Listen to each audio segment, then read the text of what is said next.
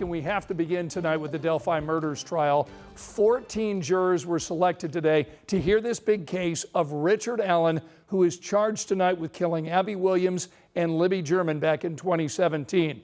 Tomorrow, jury selection will continue until they've got enough alternates. Our Logan Gay joins us live in studio tonight to tell us what's to come. Logan?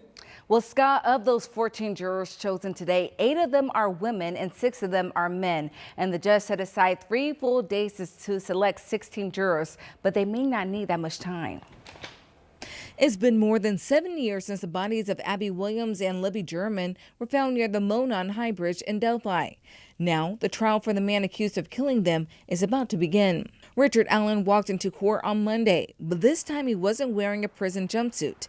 Instead, he was wearing a light purple button-down shirt and khaki pants, a first in 2 years.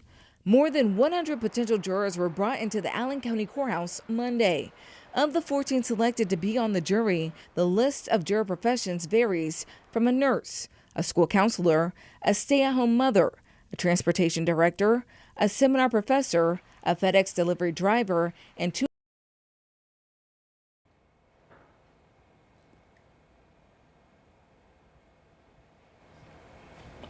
Once all the jurors have been chosen, they will be sworn in on Thursday, October 17th. They will then be transported to a hotel closer to Delphi for the trial in Carroll County. The jury will be isolated for the whole trial, while the opening statements by the prosecution and defense scheduled to take place on Friday, October 18th.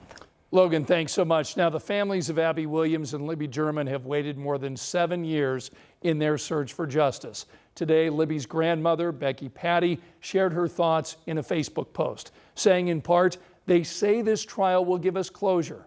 What is that anyway? I guess we will see in a month's time. In the end, you are never coming back to us. Nothing changes. The missing you will never stop. The pain of losing you will never stop. Loving you will never stop. There will never be real healing.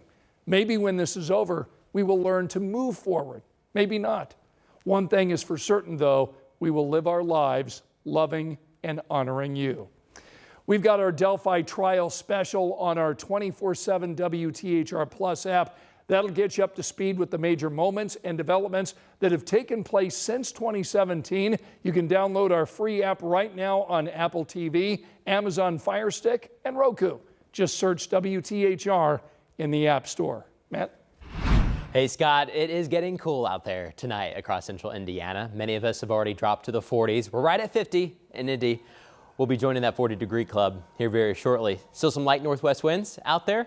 We want to keep those northwest winds next couple of days. We've got more cool air that's funneling south along the Great Lakes right now, keeping us kind of on the cloudier side as well. These are lake effect clouds coming off Lake Michigan. We've got a bigger batch there towards northwest Indiana, right around South Bend, Valparaiso, LaPorte. We're going to be watching this next batch slowly push towards central Indiana, but it's got a whiles to go. We'll probably start getting some of these showers by 3 or 4 o'clock in the morning. They'll be hit or miss though, and a lot of this will be breaking apart as it does dive south towards central Indiana. In the meantime, we're just looking mostly cloudy overnight tonight. That cold front, man, it's a doozy.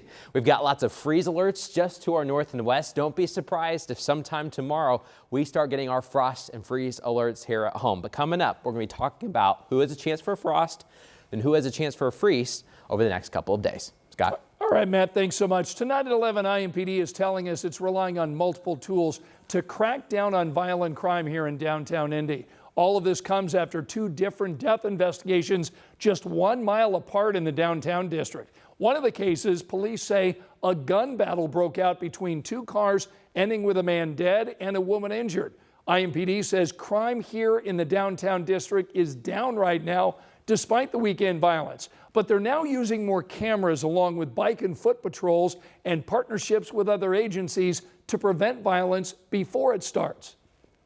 We worked very hard at ensuring that we remove that small amount of criminal activity, those individuals responsible for that criminal activity, from our community. IMPD tonight is telling us the curfew they announced over the summer has also helped prevent violence in the downtown district. Here's a look at the other stories making headlines tonight. IMPD is trying to figure out who shot and killed a man on the east side of Indy this morning. Right now, we know the man's body was discovered in the driver's seat of a car near 30th and Franklin. Tonight, we're working to find out if IMPD has any leads on a potential suspect or a motive. Tonight, a coroner has confirmed a 67-year-old man found dead after a house fire died from a medical emergency. That fire broke out around 1 o'clock Sunday afternoon at a Southside apartment complex. Investigators say the fire started after smoking materials ignited something combustible inside the apartment. A former sheriff in southern Indiana was just sentenced to 12 years in prison. Jamie Knoll pleaded guilty to charges of theft, money laundering, tax evasion, corrupt business influence, and official misconduct. Knoll will also have to pay millions of dollars in restitution to the Utica Township Volunteer Firefighters Association, Clark County Sheriff's Department, and Indiana State Police. Tonight, the Johnson County Sheriff is sending a warning to anyone thinking about stealing political signs from yards. The sheriff says that could land you a felony charge. The Johnson County Sheriff says theft of political signs on any property won't be tolerated. Anyone caught stealing or tampering with political signs could face criminal charges, including fines and potential jail time.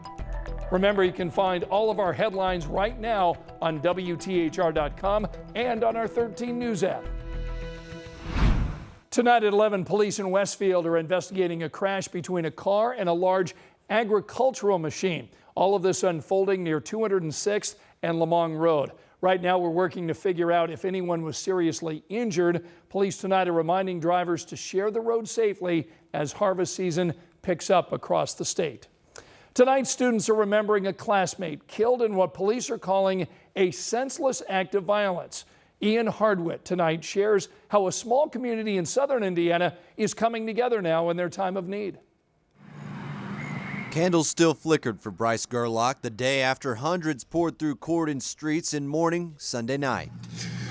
It showed, and it continues to show today, that good and love will always triumph over evil. Sharing that message from Gerlach's father, South Harrison School Superintendent Mark Eastridge. He spent his morning in Gerlach's school, Corydon Central High. Guidance counselors, therapy dogs, and a breakfast provided by a rival school converged to lift the spirits of the grieving senior class. We have a family that is hurting. We have a community that is broken. The trauma hits young people the hardest, the 40-year educator said. So how do they move forward? One word answer: together. And that's just what they're doing. Togetherness, that's Harvest Homecoming's trademark, where friends and family, old and new, bump into each other on the buzzing street. The Homecoming's president said off camera they're in talks with the city of New Albany and the police department to enhance security at the festival next year. The random triple shooting there Saturday night, a rarity in the event's 57-year run. Immediately after the shots were fired, officers of the New Albany Police Department began life-saving measures for those injured on scene. Police expect the other two victims will survive, one already released from the hospital. But Gerlach never made it there. He was less than a week out from enjoying senior night, the days his parents planned on spending with football recruiters picking out a college for their boy are now reserved for his funeral. Gerlach's coach tried addressing the team, but couldn't manage through the tears. So here come the boys out of the stands and walk across the gym floor and begin hugging him and hugging each other. And the other coaches joined in. So as I say, even in the worst of times, you see the best of people. There are plans tonight to honor Gerlach Friday evening at the senior night football game. The school is asking everyone who comes out to wear the color blue, Gerlach's favorite color.